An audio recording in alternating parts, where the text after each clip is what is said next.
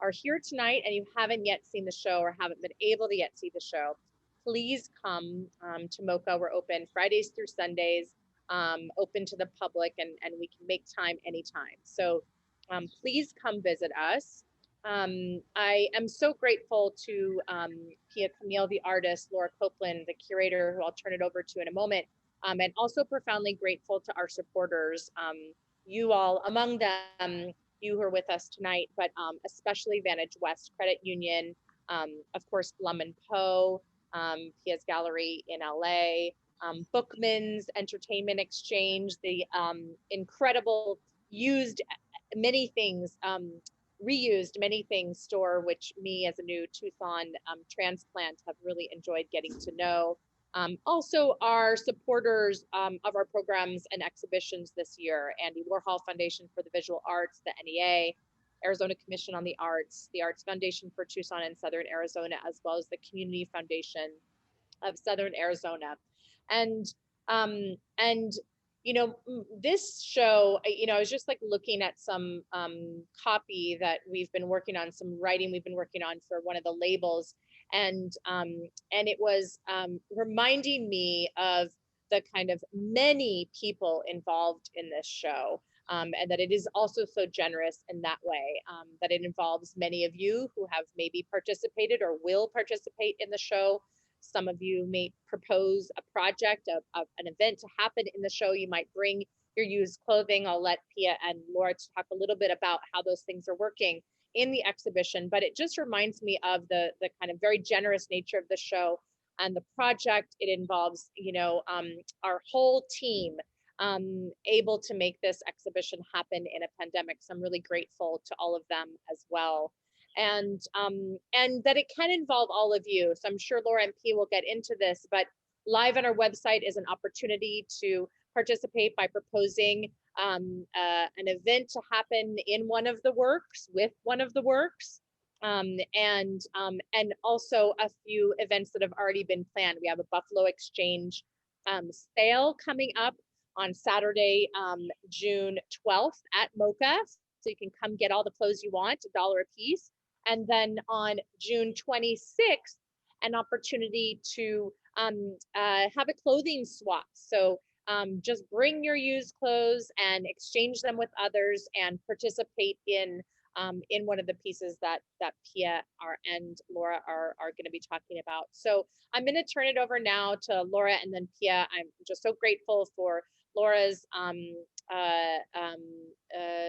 curation and shepherding of this really beautiful project, and of course to Pia for sharing her work with all of us in Tucson, and all of you for being here tonight. So enjoy. Thank you so much, Kate.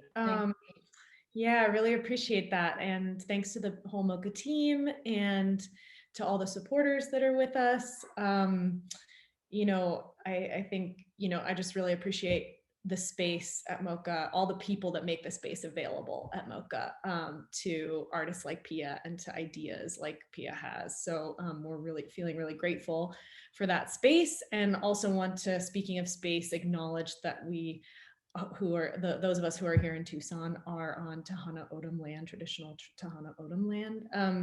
I'm so grateful to be here in Tucson in the beautiful Sonoran Desert. It's amazing here. It's like the best spring I've had here in my short time. And I'm so grateful to be here with Pia and talk a little bit more about her work. We're going to structure tonight's talk in sort of a past, present, and future configuration. And I'll share my screen shortly just to so that we can all see Pia's work as we're talking about it. But just to give you all a little bit of a background, Pia describes her practice as being usually associated to the Mexican urban landscape, to a critical approach to the legacy of modernism, and to the politics of consumerism. In her recent work, she emphasizes the importance of collectivity through public participation. And that really resonates, I think, through a lot of the work that we have, or through all three works that we have at MOCA. So Pia lives and works in Mexico City, and just to give you a sense of where her work has shown internationally, she's had solo exhibitions at Gallery OMR in Mexico City, at the Queen's Museum in New York, at Tramway Art Space in Glasgow, at Dallas Contemporary, at the New Museum, and many, many more amazing institutions across the world. So welcome again, Pia. Thank you for being with us tonight. Yeah, thanks. While you're so busy in the studio getting ready for your next show, which we'll be able to talk to folks about as well. Yes, that's right. So I'm going to share my screen here and start us at the beginning. For those of you who might be a little bit newer to Pia's work, you know, textiles really, and performance and participation really are these kind of central points in the work. And there's so much that we could talk about in the work that led up to our show at MOCA. But maybe, Pia, you could talk to us a little bit about how you started to work with textiles, where that came from in your practice, and how it kind of crosses into these other modes of working. Sure. So I'm a trained painter. I did painting for many years until I started finding ways to escape the canvas. And it wasn't until 2009, I think, that I had been away from Mexico for many years, almost 10 years abroad. So I did different studies in the US and Britain. And when I came back, I started a band with two of my very closest friends. They're siblings. And it was, you know, like a typical art band in the sense that we try to do as many residents as possible. We made our own clothes, we used to wear ponchos when we performed. And we sort of generated a whole sort of ritual aspect around our performances. They were very the music was very diverse. We played all sorts of like punk, psychedelic, rock music, and generated sort of trances around the music. And it was really an event where we supplied lots of mezcal while we played. It was through those experiences and those exchanges with the public that I started using fabric, and then it just became something I was very interested in for its flexibility, its ability to adapt to the body, and all sorts of things. So what we're seeing now is a project I did for the New Museum in New York. Do you want me to go into it, Laura? Yeah, I thought it, you know, of all the projects, maybe this project, A Pot for a Latch, which was your show at the New Museum, is something we could talk about as context for the show at MOCA, specifically because of the exchange and the sort of performativity of that exchange, and then also the sweatshirts. And yeah, maybe you could talk a little bit about that project and how it worked, and I can flip back and forth between. Yeah, so it's a project I did, as you can see in that image, for the gallery that's right in the next to the cafe and the shop. It's in the ground floor, and the idea was to do a shop, so extend this idea of the sort of commerce aspect of the institution. But the way we set up that shop was through a series of exchanges. So the project is called A Pot for a Latch. So it's a take on the potlatch economies, obviously. And this idea that, you know, you have to exchange a gift for a gift. So we did, we sent out a submission asking people to bring in a significant object. And in exchange, they would receive a sweatshirt, which you saw in the previous images.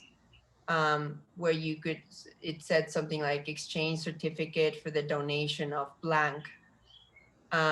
And so you could take that sweatshirt home and leave an object and fill out a form like the one you see on the right, and just give a very brief description of why that object was significant to you. And so we got into several things that interested me. One was the sort of what it meant to start a process with the institution of getting these objects and turning them into art through this very sort of institutional form, like a process, so because it was we got a bunch of art students, for example, that wanted to show their works in the new museum. So it was a interesting way to see how these objects became integrated into the exhibition. And then the other is obviously the part that I was most interested in is having the public have full authorship on the work and participation by, having the decision of what got into the grids was really up to them. And so once we had a bunch of objects up, then it turned into a series of exchanges that happened throughout the exhibition, where we would ask people to show up in certain day at specific hours, and they could bring an object with them and then do a swap of an object for an object. And then the exhibition just kept rotating for the duration of the show. And we got some amazing things. And now the archive, that exhibition has been showed 2 times, one in California, one in New York, and it's flying to Finland next year. And so the archive is growing, and there's this very nice part of having sort of a document of all these different objects and the stories that are tied to them. I think one thing that stood out to me about this project, because I actually caught it in person when I was in New York, and it really stuck with me, the visual impact of the project. And to know that it's changing so frequently and that this archive is building, but then to design an armature that like ties it all together. I think it's so interesting, the decisions that you made. And I feel like in the process of us working together to get to learn a little bit more about like your seriousness of the aesthetic decisions that house or structure the kind of chaos and the participation and the exchange and the interaction. Maybe you could you speak a little bit to that and like the kind of rule making that happens in order to like give a framework to collaboration or communication in this way?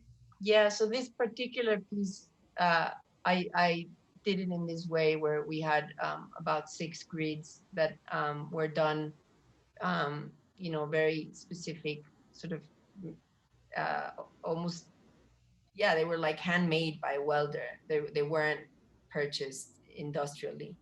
And so they're modeled after street markets in Mexico. These are the type of grids that are used in street markets, and it's a very easy way to sort of hang your merch and display it.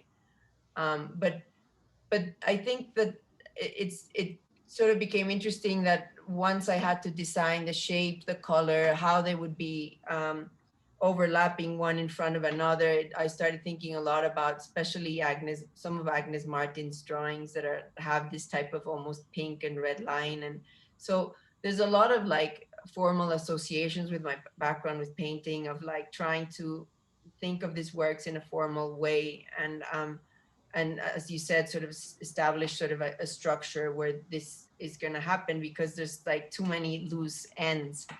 But I think that's a nice thing that you mentioned, because it's definitely something I strive for, to have that balance. And in the piece we have at MOCA right now, I think something similar happened with the carpet, right? It's like numerous things can happen there, but we're almost sort of setting up the stage. And I think it sort of comes down to that, like my interest in performance.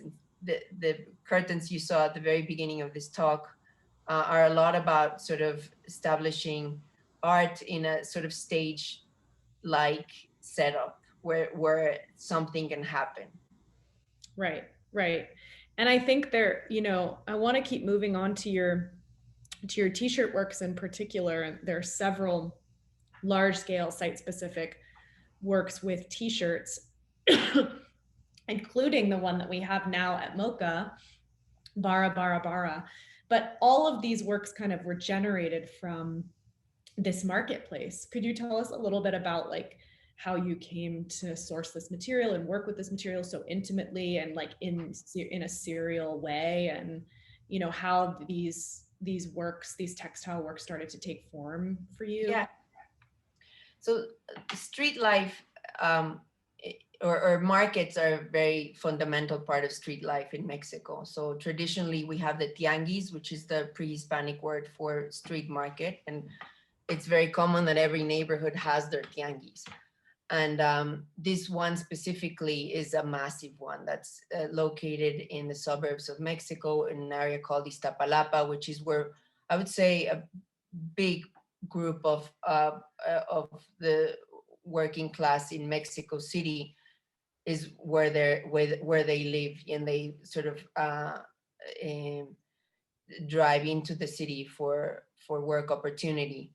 It's also an area that's highly problematic because it has many issues with security and lack of resources and overgrowth and population. But I think it was important for me to start understanding what it meant to be doing work with material that was purchased there, and for different reasons. Most of the clothes that you find in this market, which is, by the way, you're just seeing a little segment of it, but that extends for miles and miles. It's just, and they set up once a week, and it's incredible to see how they set this market up. And it's mostly clothes that comes from the US. But strangely, it's clothes that gets done in sweatshops in Latin America. So every single T-shirt that you see in the work in MOCA Bara is, we checked their tags and made sure that it's T-shirts coming from Latin America or made in Latin America. So they get sent to the US and then brought back to Mexico illegally because the importation tax is too high. So we have a very important sector or an economy set up in these markets that is, it's almost like a total, represents a very significant competition to the formal fashion industry in Mexico. So the way that this set up so informally, but it represents such a important aspect of the economy in Mexico, is something that I gravitated towards, and it started speaking a lot about also those relations that were formed both formally and illegally and informally with the US and Mexico. And that it really just came down to very personal relations, because these are clothes that were worn by someone that have a history that, that sort of, in a way, T-shirts, we see them as sort of like vessels for, our personality, or they sort of represent us. So I started engaging in these works more and more, and trying to make different configurations with them. In Bara, you see them like this, set up in a tarp formation, but they've also been shown as curtains, or the piece you see now, which is Telón de Boca, in a museum in Mexico City.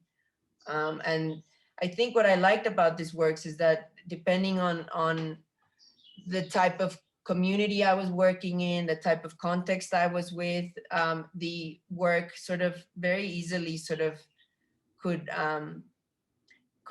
sort of embody all those concerns. And so it changes depending on where it's shown and the type of T-shirts I use or the type of community I work with.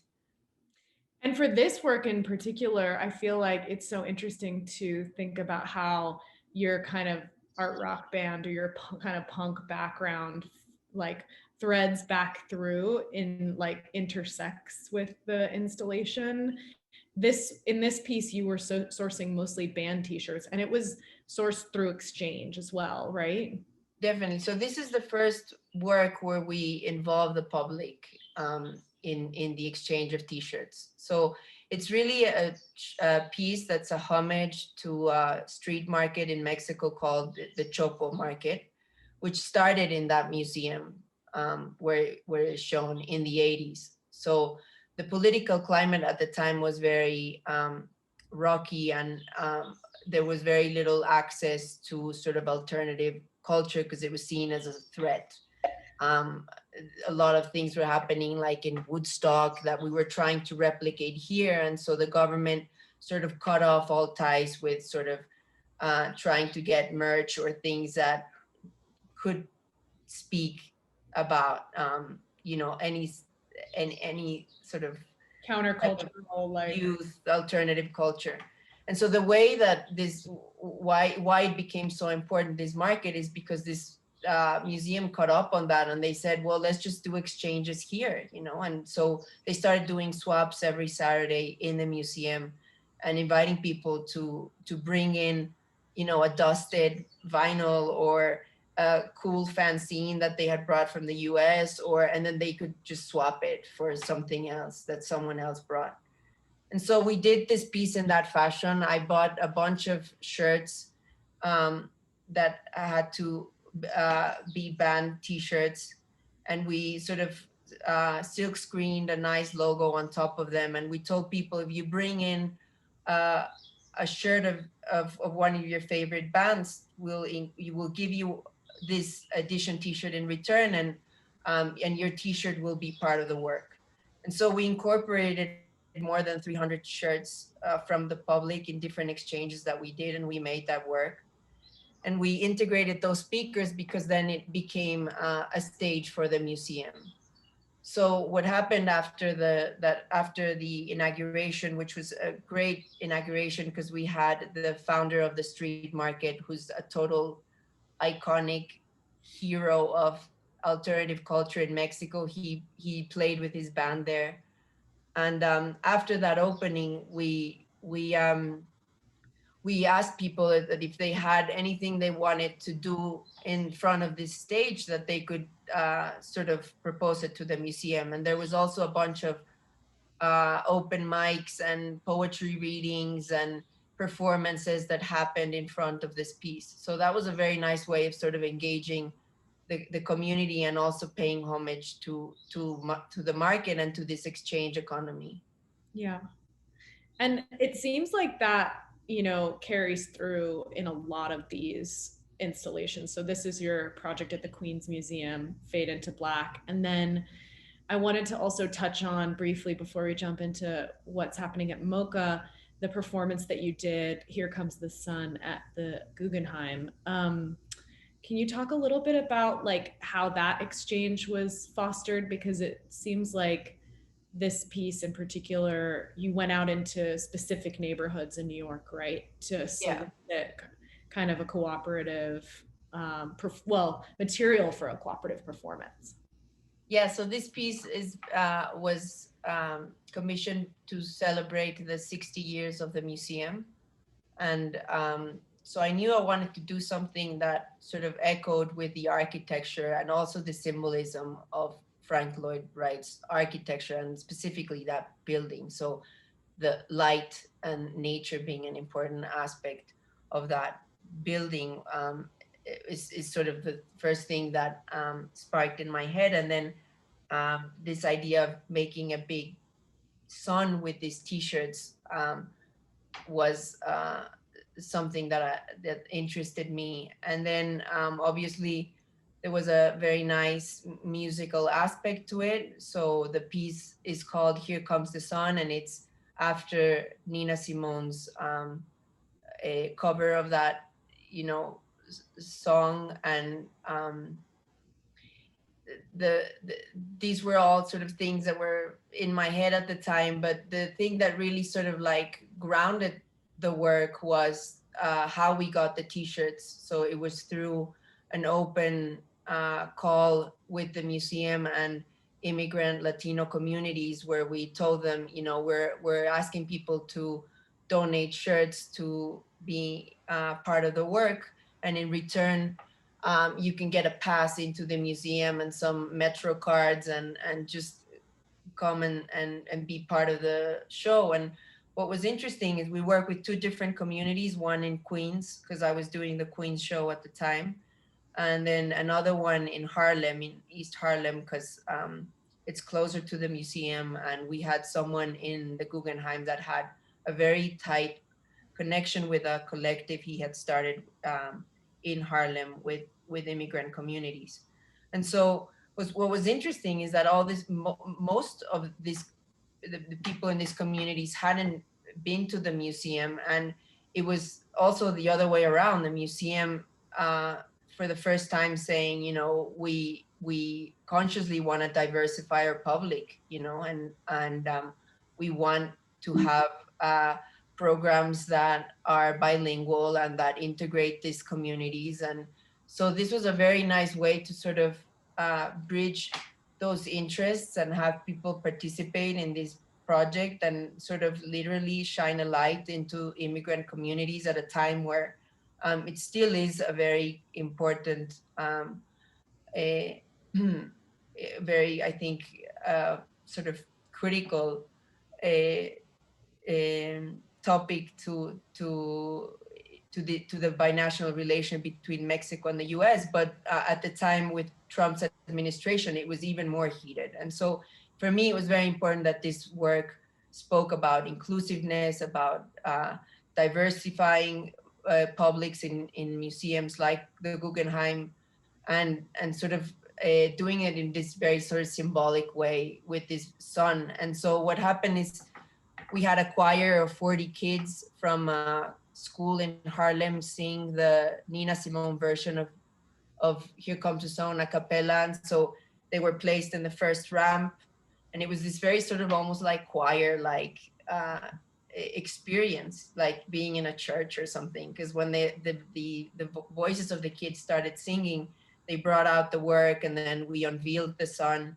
The people wore it, and then it was very brief. It was a very brief, almost like seeing a sunset. That was the idea, that you could just sort of shine light on this topic and then sort of have people participate in a very sort of joyful way. But then it would go just as quickly, you know. And so it was actually a super moving experience and incredible to participate with all these different communities. And what was most rewarding is to see what happened from those exchanges, you know, and people coming all the way from Queens with their families and their kids saying, wow, you know, we had never really come to this part of New York, and it's great to be here, and it's great to be with other Latino communities, and having that sort of exchange was really great.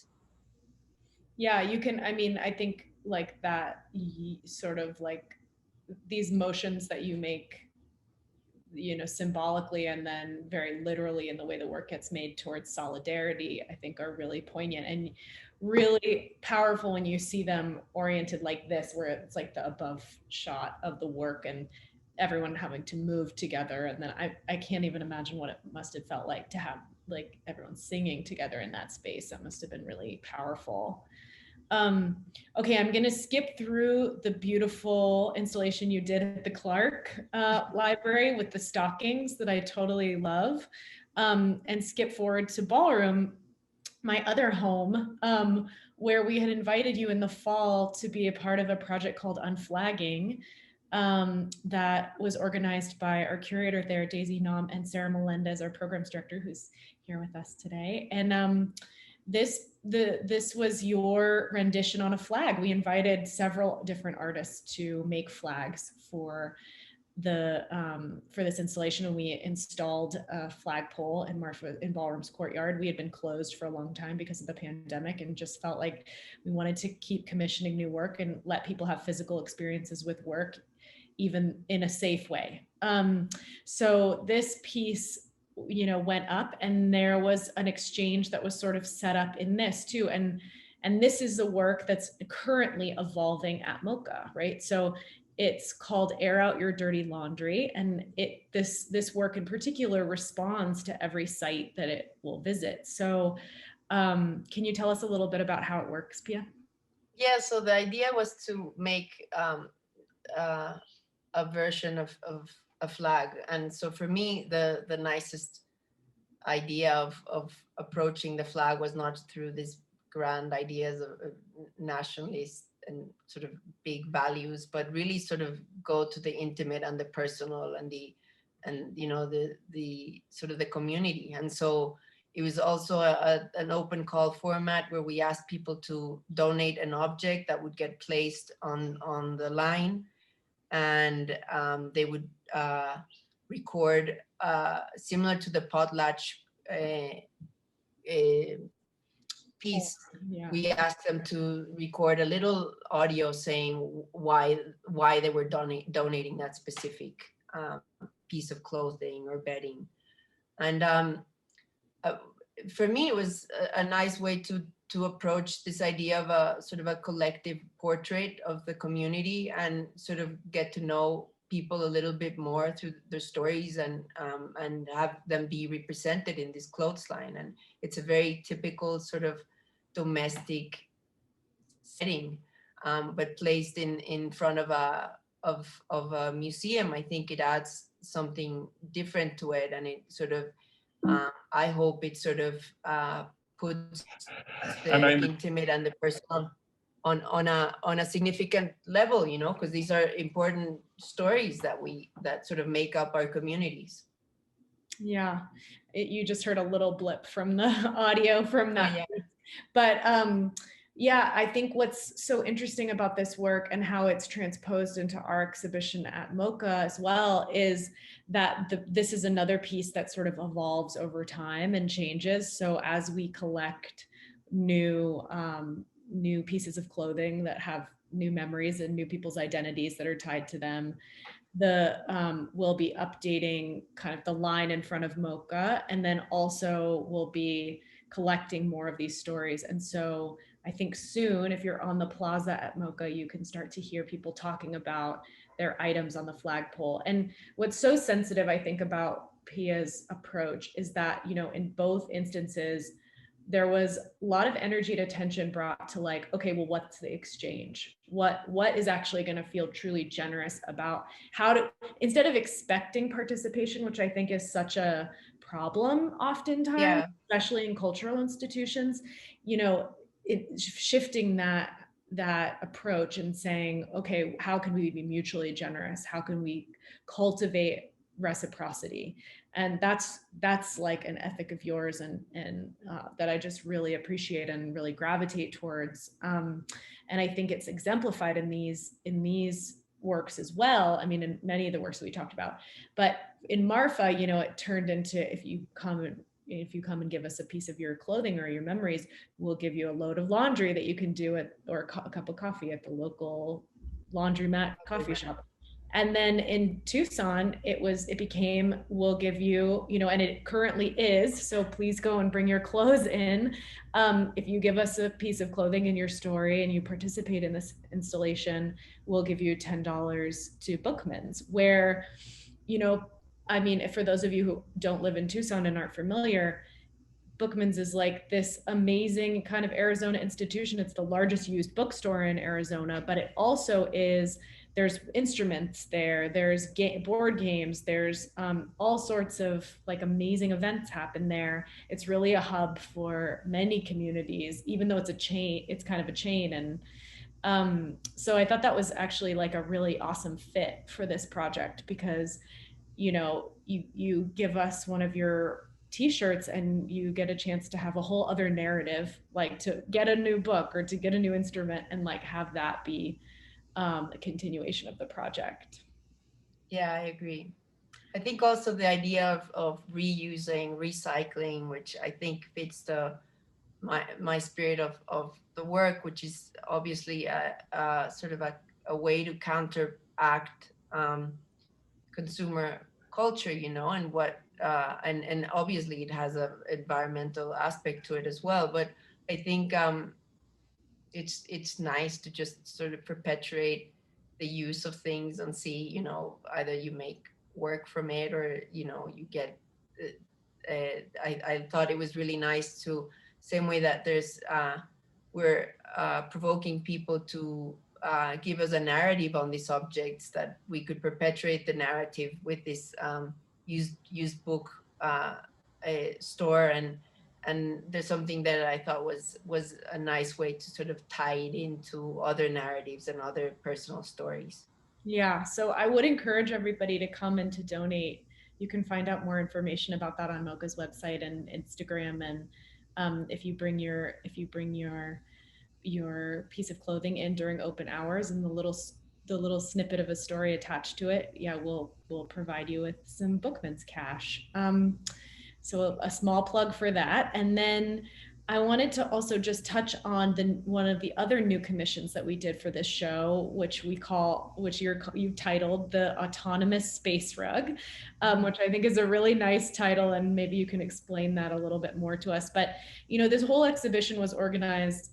It was definitely not our intention. We were really hoping to have Pia come and really be on the ground in Tucson, but it was all organized during COVID, and so that kind of was, when you're thinking about participation and collectivity in this time of isolation, it was just really a puzzle, I think. And so this piece that Pia made entirely remotely, I'll add, was kind of a miracle of a lot of amazing things coming together. And maybe you can talk a little bit, Pia, about how we were, some of these reference points, because what we have is, the Autonomous Space Rug is this piece that you see on the floor here. And it was modeled after you kind of came up with this unifying design after you were thinking about COVID circles, but then all these other circles and kind of non-hierarchical forms of organizing. Could you touch a little bit about that, like research process and what you're thinking about? Yeah, so the image that sparked it was the one you have with the people on the, I think it's astroturf and circles. But just thinking of how to reorganize groups and have them cohabit safely in the same space. And so we started obviously talking a little bit more about that. And I thought about, I don't know why I immediately was drawn to maps of utopic cities, of how they were thought of. And so I looked at a bunch of maps from the late 1800s, and I came across one that was sort of a plan for a garden city in Britain, and thinking of how to bring more sort of how to live in and cohabit with nature in a more natural way. And so I think there's certainly this sort of utopic aspect to it, because it's obviously a situation none of us have ever been in. And so trying to imagine how we can potentially gather in an institutional space in a safe way does have a certain amount of sort of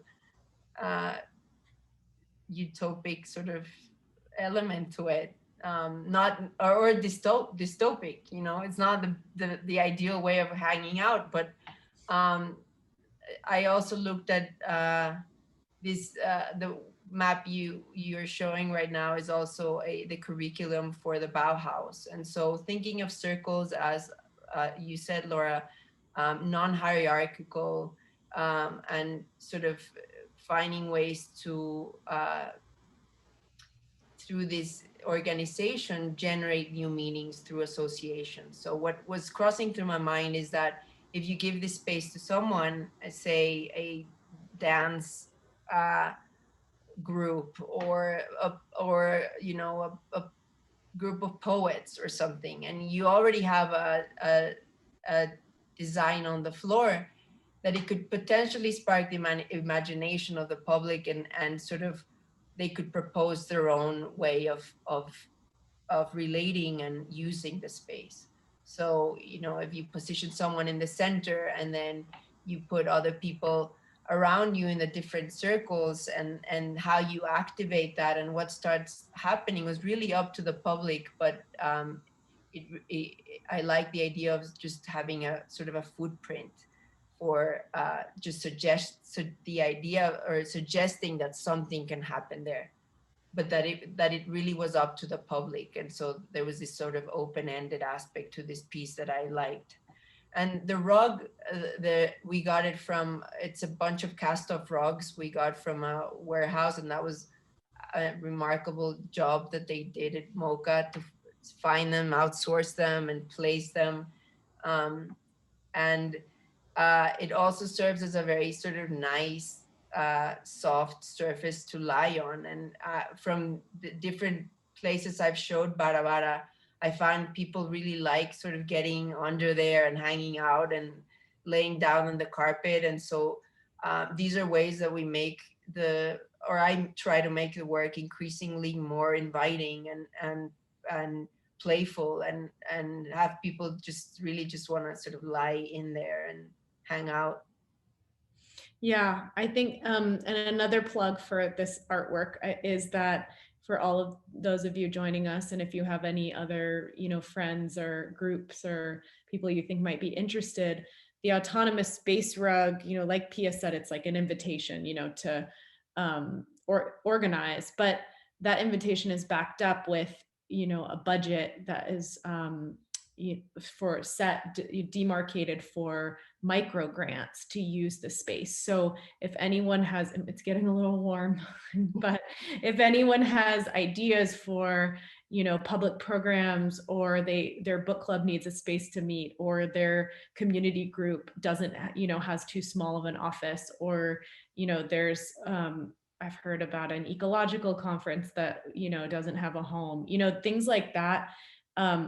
There's an open invitation through MOCA's website. It's a short application, just one page on a Google form that you can access, and you can get a small budget at grants anywhere from $50 to $500. So small and not so small, depending on the ambition of what you want to do. And that could pay anything from, a speaker fee, or,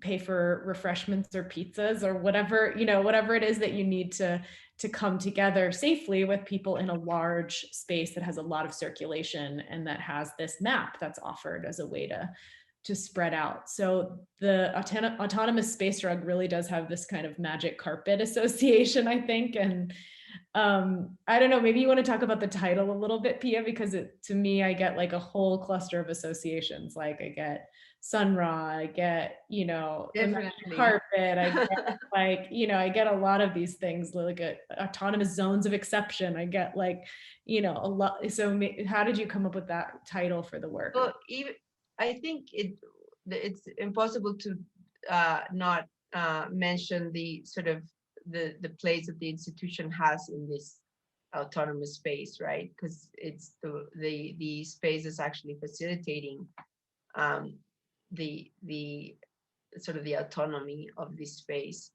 But I think it's for me, it's nice that there was enough interest and dialogue with you, Laura, to start speaking about sort of the role of institutions, especially in a time like the one we're living now during a pandemic, and to see how we can offer these spaces to the public. And it's not just a place where people go see art, but that it's actually a space where something can happen, and it's really dependent on the public's interest and participation.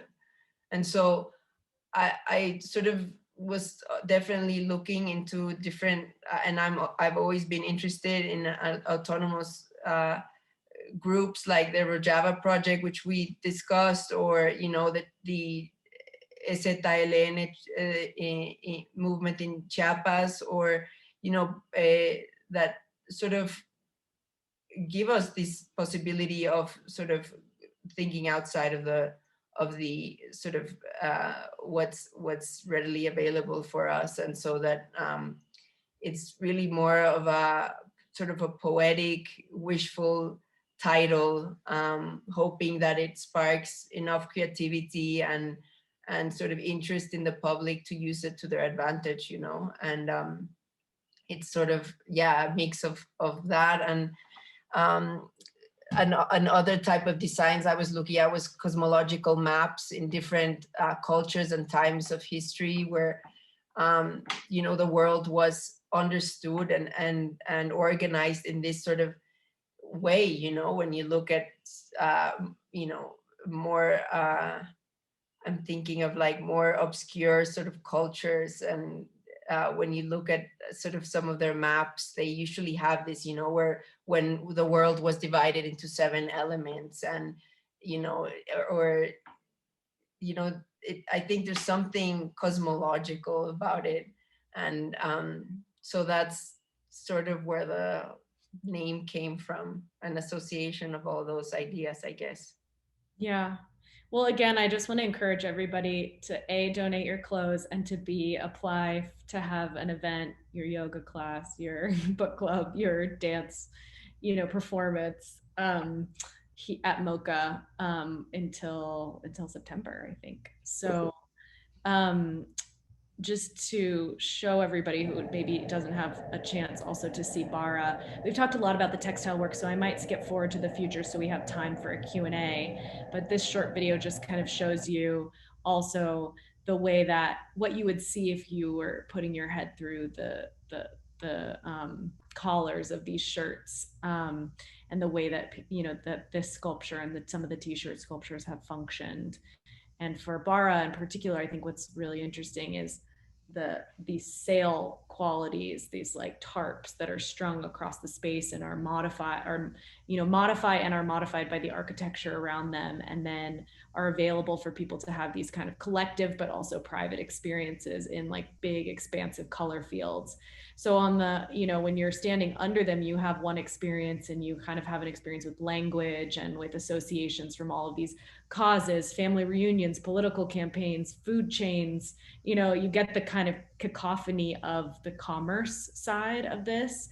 Yeah. And then when you go inside, well, you can like read all the tags and see where they're sourced. But when you go inside, you also have this kind of like painterly, soft sculptural experience that I think is very, it's just like a really interesting shift between like sides of your brain and the way that you normally interact with artworks, I think is sort of inverted in this sense. So I just wanted to say a few of those things about Bara. Is there anything else you wanted to add about that piece? I mean, I know you haven't even been able to see it in MOCA, really. I know, I'm dying to go.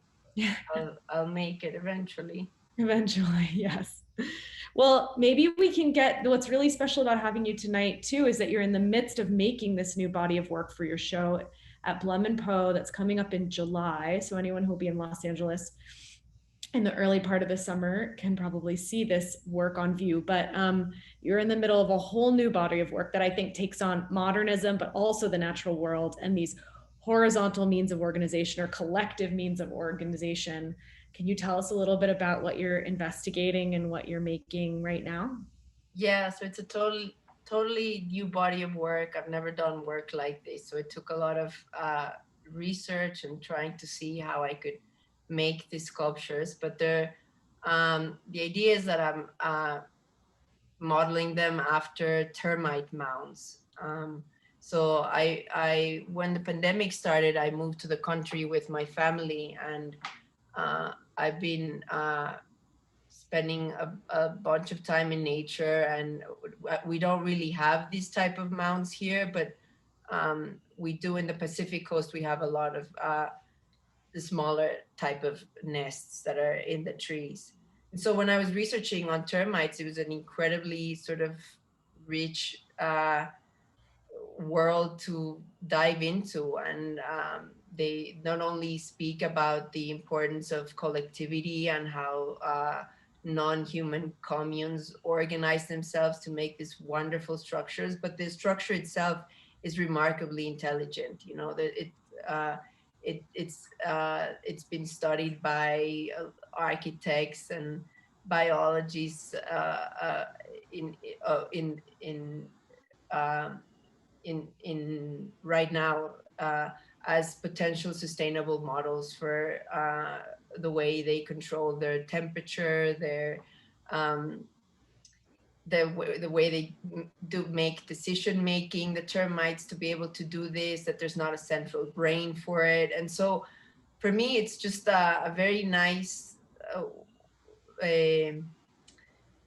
a nice way to start bringing some of the ideas that I've always been interested in collectivity as a sort of an antidote to the times we're living. And obviously a very important book that has sort of guided me through this process is Donna Haraway's Staying with the Problem, and how with her background in biology and feminism, and how she really sort of postulates this idea of living the thick present, which is what I'm interested in, and but what she means by that is sort of the everyday one-to-one relations that exist, is really sort of what societies are made up in, and not these grand stories of, you know, the end of the world, or she calls it the prick hero, you know, that the one that's going to sort of save us for humanity, but that it's really just in the intimate one-to-one.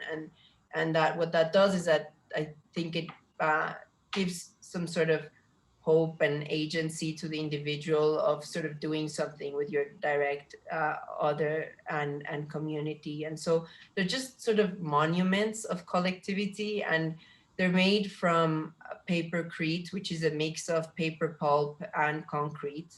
And the paper pulp for me was important to use old newspapers. So it's really, what's interesting is sort of like trying to imitate termites and make these mounds from recycled news and the everyday news, and which is sort of the stuff that goes into the material of the works. And then we have inserted a bunch of cutouts that I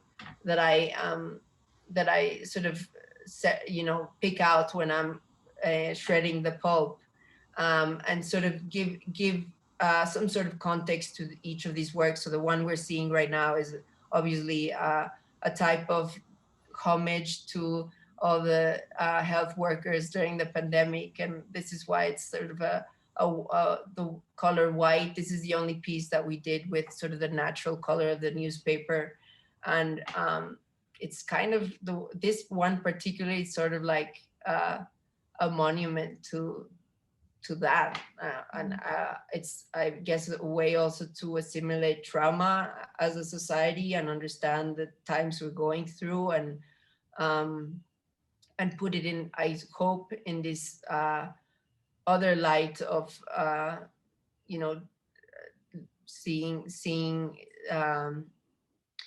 answers in nature, and seeing that there's potential there in how we can start working as a society in this collective, very personal way.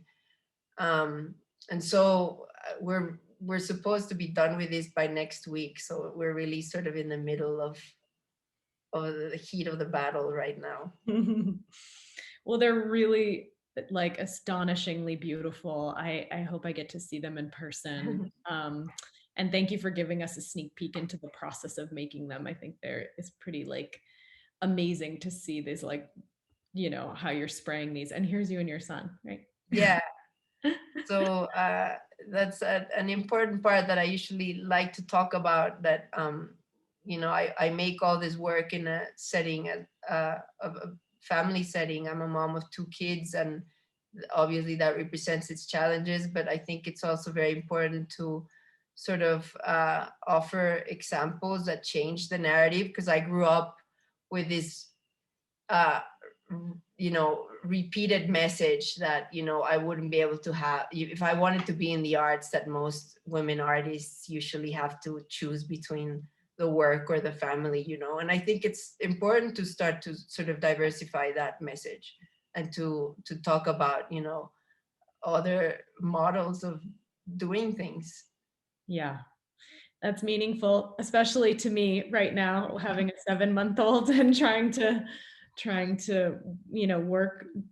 perform labor in the cultural field too. It's really, I think it's important. It's really important to talk about, because sometimes it feels impossible, and but it shouldn't. It shouldn't feel impossible. Well, thanks for mentioning that, and also just for sharing all of this profound work with us. I think it's just, for me, it reaffirms this kind of like faith and the magical powers, as cliche as that sounds, of like making objects, and why that's important, and that through making objects and making aesthetic decisions and having a conversation with the public, and putting, communicating in a way that's not necessarily just through language, that we're able to transmit so many new ideas and so many different ways of seeing the world and imagining possible futures. So thank you for your work doing that, Pia. Yeah, thank you. And thank you, well, especially to you, Laura, because it's been a pleasure working with you, and to the MOCA team that even though I couldn't go personally, it's been an incredible experience working with all of you. Yeah. Okay. Well, I think if people have questions, we'd love to hear from you. So if you wanted to mask yourselves, I guess that's a really apt way of saying it right now. If you wanted to turn your videos on, and if anybody had additional questions for Pia, we'd love to hear from you. And yeah, anyone feeling not shy?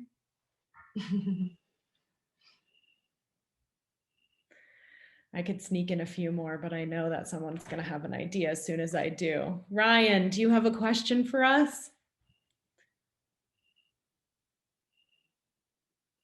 You're muted. Yeah. There you go. Not really. I just wanted to keep everyone company with my face too. That's nice. Because I know how hard it is. It's very hard to talk to a bunch of cartoon silhouettes. So. Yeah, thanks for showing your face.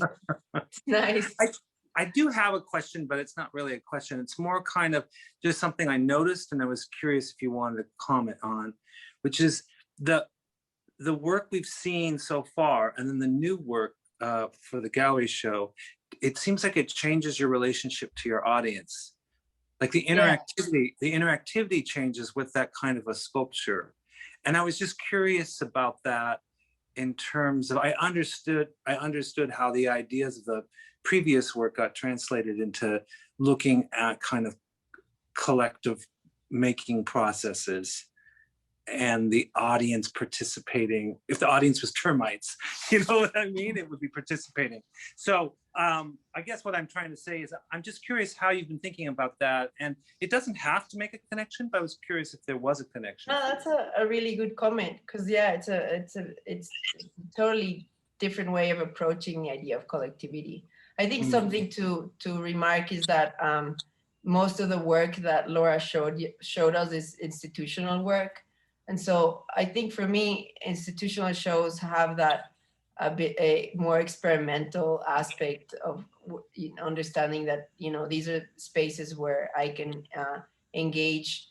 I can often engage with these ideas and through discussions with the institution and generate those type of participations. But gallery shows are a little bit different. For once, they're commercial, right? And so yeah. I don't think you want people touching the work too much. And so it's give and take, and I think it's important that in my work that at least the part of the research aspect of it and my ideas and the interest is sort of still going in the same direction. But like you said, the sculptures at the next gallery show are just sculptures. The content is about collectivity, but I don't think they engage the public in any other way aside from a passive viewer. Yeah, although I think the materials have a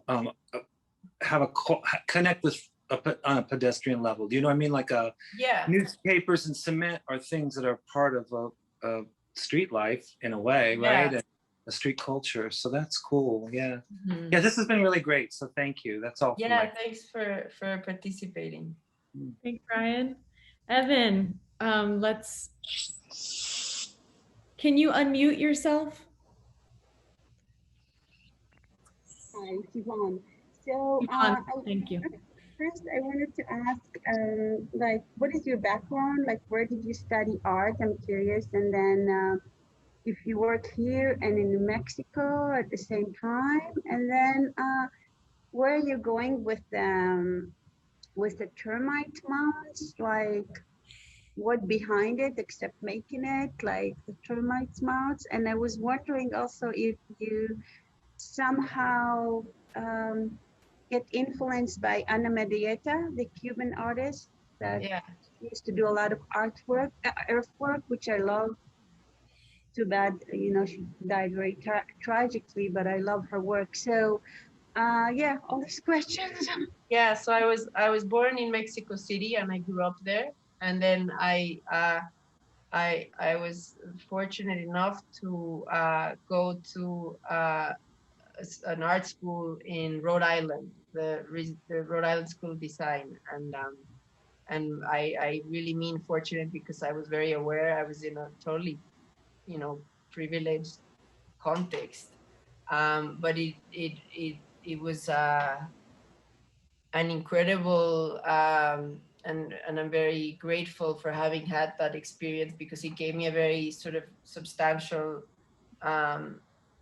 background in art and sort of the discipline of showing up to studio every single day, you know. And so I've been doing that for the past 20 years, and that really made a mark in my art making. And then I moved back to Mexico and I started a family, and this is where I live and work. I don't travel much, and as I said before, now I moved to the country with my family, so we're very close to nature, and I think I was interested to see where the work would go, and it sort of, the termites became the first sort of approach at sort of trying to observe nature and see where that takes me. But it's still a little bit of an adventure.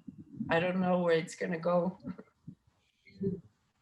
But and about Ana Mendieta, I adore her work. She's obviously a very important influence. She's incredibly important influence for me. Women's in art now in Mexico, like how is it still very men oriented, or there is more, a lot of women artists are doing work in Mexico, in Latin America? Yeah, in my generation, there's more women artists, and the generation below me, certainly even more. So it's a nice time to be making art in Mexico. I had a very hard time showing. It's only now that I had my very first institutional shows, even though I was showing in other parts of the world. And that speaks about a certain type of preference and climate that's in Mexico. But I think it's starting to open up, and I see more and more young women artists showing and having successful careers in Mexico. And that's great to see, you know. Thank you, Yvonne. And hi to the big group. Hi, everyone. We're so happy to see you. Do we have any questions there? You have to run up to the microphone and ask us. Maybe just one final question from the collective, from the termite mound.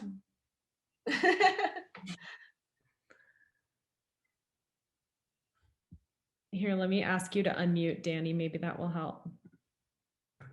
There. There we go. Can you hear us? Yes. Yeah. Okay. Hi, everyone.